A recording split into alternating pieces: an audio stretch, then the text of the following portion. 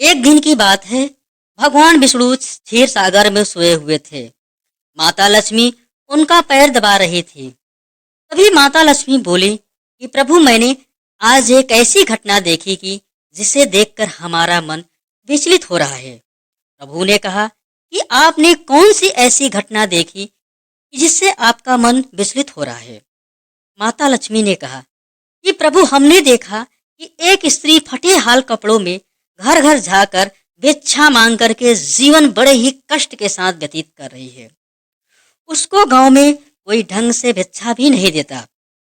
द्वार पर पहुंचते ही उसे डांटकर सब लोग भगा देते हैं और भला बुरा भी कहते हैं। उसका दूर दूर तक आगे न कोई पीछे पहचान वाला भी नहीं दिखाई देता। वह प्रतिदिन भिक्षा मांगकर घर आती तो प्रभु आपको बिना भोग लगाए एक भी अन्न का दाना ग्रहण नहीं करती और सुबह जाते समय मंदिर को दूर से ही हाथ जोड़ करके प्रणाम करती और तभी आगे जाया करती। प्रभु, क्या कारण है कि उसे इतना कष्ट झेलना पड़ रहा है, जबकि वह आपकी परम भक्त भी दिखाई देती है। भगवान विष्णु ने माता को समझाते हुए कहा कि यह मनुष्य के अपने अपने कर्मों का भोग है। जो मनुष्य जैसा कर्म करता है उसका उसी अनुसार उसे फल मिलता है। जो मनुष्य अच्छे सत्कर्म करता है उसे स्वर्ग मिलता है और जो मनुष्य पाप कर्म करता है उसे उसी धरती लोक पर परिणाम स्वरूप फल भोगना पड़ता है।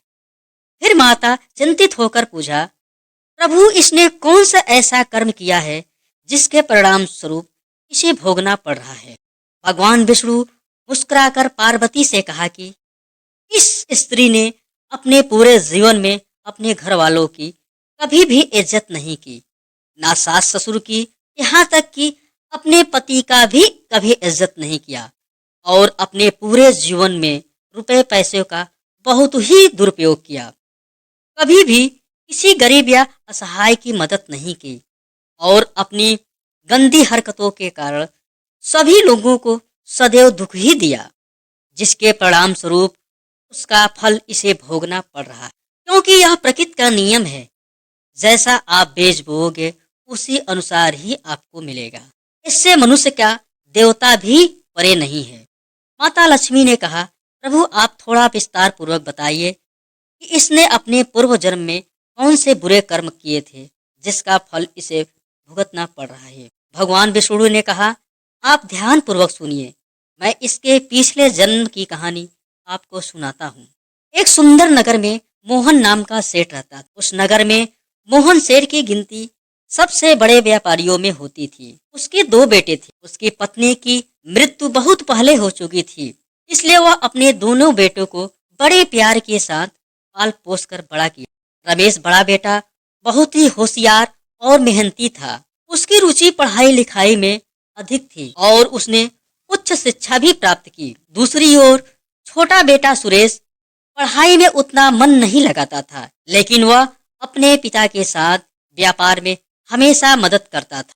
समय बीतता गया और रमेश ने अपनी पढ़ाई पूरी कर ली। उसने कई जगह पर नौकरी के लिए प्रयास किया, लेकिन कहीं भी उसे सफलता नहीं मिली। अंत में वह भी अपने पिता के साथ व्यापार में जुट गया। मोहन सेठ ने सोचा कि अब वह समय आ गया है कि रमेश की शादी कर दी जाए। उसने अपने बड़े बेटे की शादी एक बड़ी घर की पढ़ी लिखी लड़की राधा के साथ बड़े धूमधाम से कर दी। राधा के घर आने से पूरा परिवार खुशियों से भर गया। मोहन सेठ ने धीरे धीरे व्यापार की जिम्मेदारी दोनों बेटों को सौंप दी और खुद आराम करने लगे, क्योंकि पहले की तरह अब उनको कामनी नहीं किया जा पाता, क्योंकि वह बुढ़ा हो चुका था। शुरू शुरू में तो राधा का व्यवहार बहुत ही अच्छा था, लेकिन समय के साथ साथ उसके व्यवहार में बदलाव होने लगा। वह अपने परिवार में किसी की भी इज्जत नहीं करती थी, ससुर को भी अच्छे से देखभाल नहीं करती, ना ही उनको समय से खाना पीना और ना ही कोई भी सुख सुविधा देती थी। ससुर के कुछ मांगने पर कहते थी, आप अपना काम खुद कर लो, हम कोई नौकरानी बनकर यहाँ नहीं आए हैं। यह सब सुनकर मोहन सेठ मन मारकर रह जाता था, क्योंकि वह सोचता था कि बहू अब भी नई है, धीरे धीरे अपनी सारी जिम्मेदारियां समझ में आ जाएंगी। राधा ज्यादा समय सजने संवरने में बिताती थी, बाकी बचे समय पड़ोस की महिलाओं के साथ गप्पे मारती रहती थी। राधा की सहेलियां घर पर अक्सर आया जाया करती थी। कभी कभी सहेलियों के अचानक आ जाने पर मोहन सेठ ही चाय पानी बनाता था। बहू के ज्यादा अत्याचार होने पर मोहन सेठ ने इसकी शिकायत अपने बड़े बेटे से की। उसका बड़ा बेटा सारी बातें सुनकर भी कुछ नहीं बोला, केवल सर हिलाकर चला गया, क्योंकि उसकी भी अपनी पत्नी के आगे अधिक नहीं चल पाता। मोहन सेठ के लिए अब तो केवल उसका छोटा बेटा सुरेश ही सहारा बनकर रह गया, क्योंकि उसका छोटा बेटा जब भी घर पर आता, चाहे कितनी भी रात हो, सबसे पहले पिता के पास जाकर उनका हाल चाल पूछता और उनका पैर दबाता, तब कहीं जाकर सोता था। एक दिन राधा अपने मन में विचार करती है कि अगर यह बुढ़ा मर जाए और इसका छोटा भाई यहाँ से चला जाए तो हम आराम से अकेले मालकिन बनकर राज करूंगी और अपने हिसाब से घूमूंगी, पार्टी करूंगी, खर्च करूंगी, पूरे ऐशो आराम की जिंदगी जीऊंगी। अब राधा अपने पति का धीरे धीरे कान भरने लगी कि आपका छोटा भाई कुछ काम काज करता नहीं और इसी के साथ आपके पिताजी भी दिन भर यहाँ पड़े पड़े खांसते रहते हैं। थोड़ी बहुत दुकान पर जाकर देखभाल भी नहीं कर लेते, थोड़ा घूम फिर लेते तो हवा पानी बदल जाएगा और उनका स्वास्थ्य भी ठीक रहेगा। रमेश ने सर हिलाकर कहा कि सुबह हम पिताजी से बात करेंगे। राधा फिर बोली, सारे काम की जिम्मेदारी केवल आप अपने सर पर ले रखा है, जबकि आपका छोटा भाई ऐसो आराम की जिंदगी गुजर बसर कर रहा है, जबकि आपके छोटे भाई को हिस्सेदारी बराबर चाहिए। आगे हमारा क्या होगा और हमारे बच्चों का भविष्य क्या होगा। रमेश की पत्नी ने रमेश को इतना प्रभावित कर दिया कि वह अपने छोटे भाई सुरेश के प्रति शंका करने लगा। रमेश का व्यवहार अपने छोटे भाई के प्रति बदलने लगा। वह अब अपने पिता पर भी ध्यान नहीं देता। राधा का अभी भी मन नहीं भरा। उसके दिमाग में सदा यही चलता रहता है कि हमारे रास्ते का कांटा सुरेश अगर यह निकल जाए तो हम पूरे जायदाद की अकेली मालकिन बन जाऊंगी। इसलिए उसने एक योजना बनाई और उस योजना में अपने पति रमेश को भी शामिल कर लिया। रमेश न चाहते हुए भी अपने पत्नी के दबाव में आकर उस योजना में शामिल होना। एक दिन अचानक जब रमेश की पत्नी राधा खाना बना रही थी तो बचाओ बचाओ कहकर चिल्लाने लगी। सुरेश जल्दी ही दौड़कर वहां पहुंचता है और हड़बड़ाकर दरवाजा खोलता है। दरवाजा खोलते ही देखता है कि राधा के बाल बिखरे हुए हैं और कपड़े फटे हैं। सुरेश ने बोला, भाभी क्या हुआ? रमेश की पत्नी राधा ने जोर से रोते हुए चिल्लाकर कहती है कि तुमने मेरी इज्जत लूटने की कोशिश करी, ऐसी नीच हरकत करते हुए तुम्हें शर्म नहीं आई और फिर कह रहे हो कि क्या हुआ। और तभी वहां अचानक रमेश आ जाता है।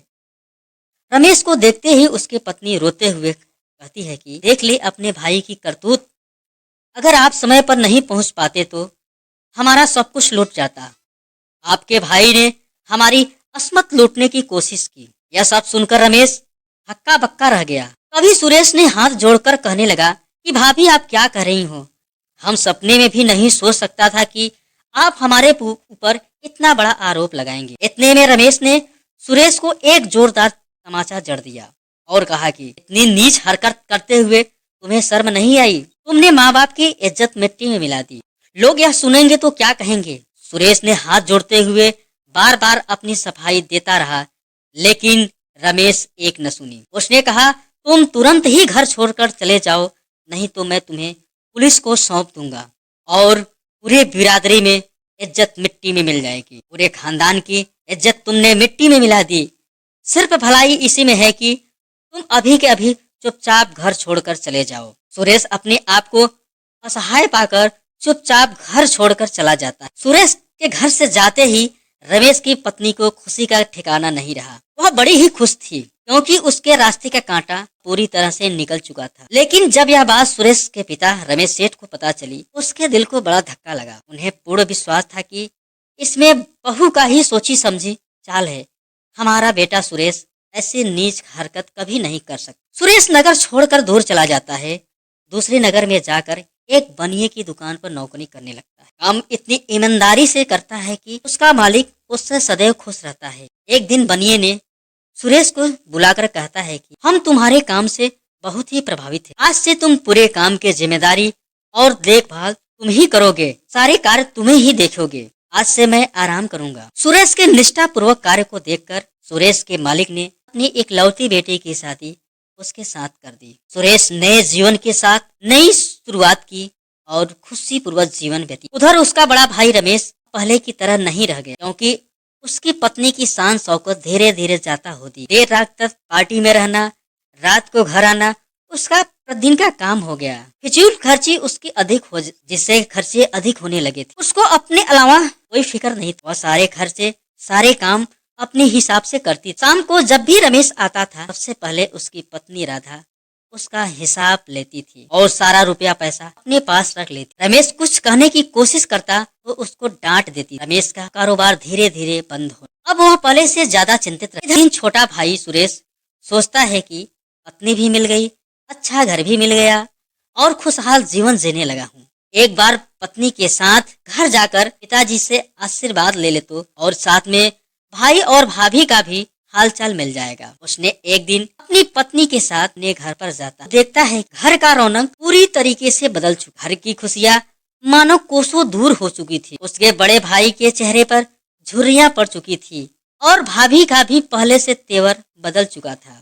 सुरेश को देखते ही रमेश फूट फूट कर रोने लगा और अपनी सभी गलतियों की माफी मांगने लगा। भाई अब तुम हमें कभी छोड़कर नहीं जाओगे। सुरेश ने अपने पिताजी के बारे में जानना चाहा। पता चला कि उसके जाने के बाद ही उसके पिता को इतना बड़ा सदमा लगा कि उनका स्वर्गवास। सुरेश ने कहा कि हम यहाँ पर अपनी पत्नी के साथ पिताजी का आशीर्वाद लेने, अब पिताजी रहे नहीं तो हमें यहाँ ज्यादा समय रुकना ठीक नहीं है।